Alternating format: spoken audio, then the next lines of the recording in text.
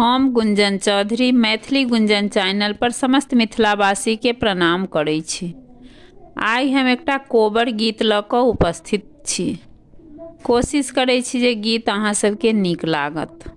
नदिया के तीरे तीरे माली फूल बरिया, ताही में चनन के गाछ है।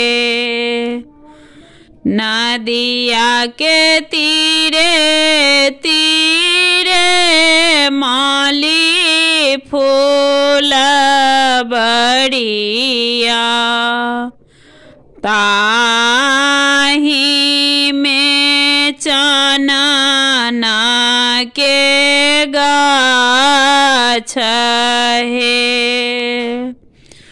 ताही तर मालिन बेटी पलंगा ओछाओला,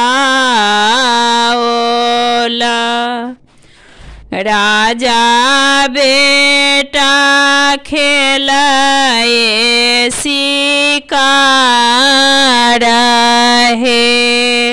सब दिन अबै छलहु भोर भिनो सरबा, आई किए एती एती राती है।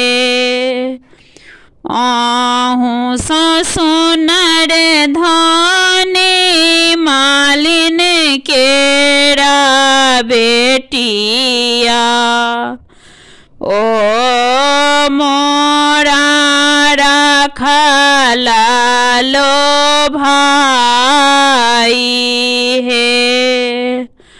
आबथु मालिन बेटी बैसथु पलंगा चढ़ी, कौने रीति जोड़ला सीने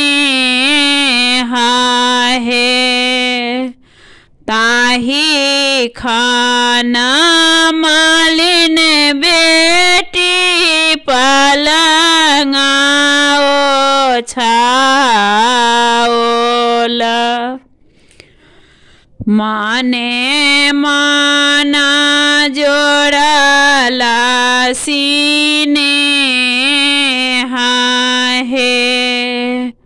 ताही खाना मालिन बेटी पलंगा ओछाओला, माने माना जोड़ला सीने